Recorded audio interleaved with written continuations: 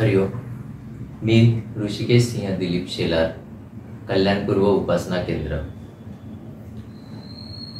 एक विश्वास असावा पुरता, करता हरता गुरु ऐसा, या वचनाचा मी पदोपदी क्षणाक्षणाला अनुभव घेत आहे आणि आनंदाने जीवन जगत आहे.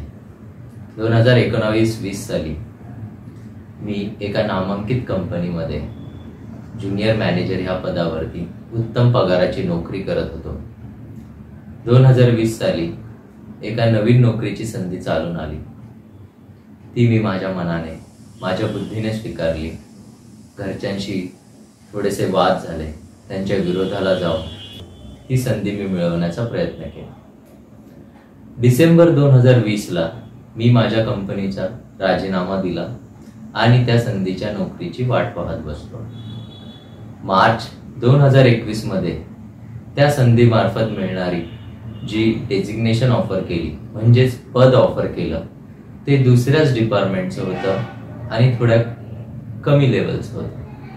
मिळणारा पगार, ऑफर केलेला पगार हा अगदी तुटपुंजा होता. त्यामध्ये माझं होम EMI आणि मुलाबाळांचं शिक्षण, मेडिकल एमर्जन्सीज या सुद्धा पूर्ण होऊ शकल्या नसतात. मग आता करायचं काय? श्रीमद पुरुषार्थात सांगितल्याप्रमाणे एके संध्याकाळी आमच्या घरी बापूंची तसबीर आहे, त्यासमोर दिवा लावला, तुळशीपत्र हातात घेतला आणि मनातल्या सगळ्या चुका मान्य केल्या. अक्षरशः लहान मुलासारखा रडलो. घेतलेले सर्व निर्णय चुकले हे मान्य केले.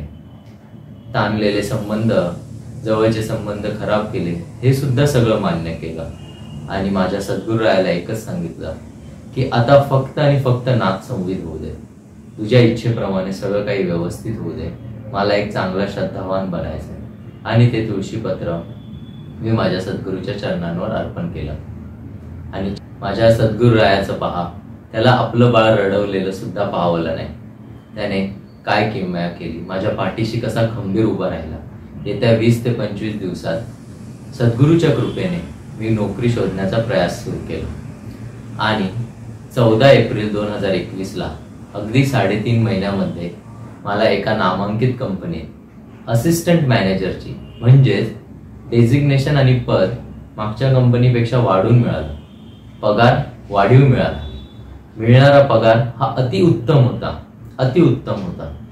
आणि हे सगळं घडलं फक्त आणि फक्त सद्गुरुरायाच्या कृपेमुळे. सुचित दादांचं मार्गदर्शन घेतलं, त्यांच्यासमोर सगळ्या चुका मान्य केल्या आणि चांगला श्रद्धावान बनण्याचं माझी इच्छा व्यक्त केली. दादांनी एकच सांगितलं, तू जे काही क्षेत्र निवडशील तिथे मन लावून काम कर, सगळं काही नीट होईल. बस इतका मोठा आधार लाभला. आता मला काहीच नको होतं. तसं बघायला गेलं तर हे एकदम सरळ आणि साधी घडणारी घटना आहे. पण 2020 एंडिंग आणि 21 स्टार्टिंग हा कोरोनाचा महाकाळ होता. प्रस्थापित ऑर्गनायझेशन्स बंद पडल्या होत्या. माझे नातेवाईक, मित्रमंडळींचे बरेचसे जॉबलेस झाले होते आणि परत जॉब मिळणं कठीण होतं. पण 3.5 महिन्याचा गॅप असून सुद्धा पद हे चांगलं आणि पगार तर अतिउत्तम, त्यात वाढीव इन्क्रीमेंट भेटलं, ही खूप मोठी गोष्ट माझ्या आयुष्यात घडली. मी माझ्या या अनुभवाकडे कसं बघतो माहितीये? एका बगीच्यात एक झाड आहे, त्याच्यावर अगदी सुंदर फूल आहे आणि त्या बगीच्यात तसं झाड आणि तसं फूल कुठेच नाहीये. त्या सुंदर फुलाला अहंकार झाला, गर्व झाला की माझ्यासारखं इथं कोणीच नाही. आणि एके दिवशी खूप मोठं वादळ आलं, वारा सुटला, पाऊस झाला. त्यात ते टचकन तुटून पडलं आणि जमिनीवर पडलं. त्याच्यातला अहंकार, गर्व सर्व काही एका क्षणात मातीमोल ठरलं. पण त्या क्षणी तिथे सद्गुरुराया आला. त्याने ते फूल उचललं आणि आदिमातेच्या चरणी अर्पण केलं. माझंही अगदी तसंच झालं. हा वादळ, हे संकट मला सोसू सुद्धा दिलं नाही सद्गुरुरायाने.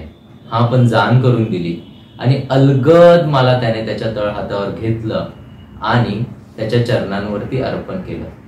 3 महिन्यातला संकटाचा काळ, ज्यात माझ्या सेव्हिंग्स संपल्या, त्यात सुद्धा तो माझ्या पाठीशी खंबीरपणे उभा होता आणि एकच गोष्टीची अनुभूती देत होता की जेथे जेथे तू जाशील तेथे तेथे मी तुझा सांगती आहे.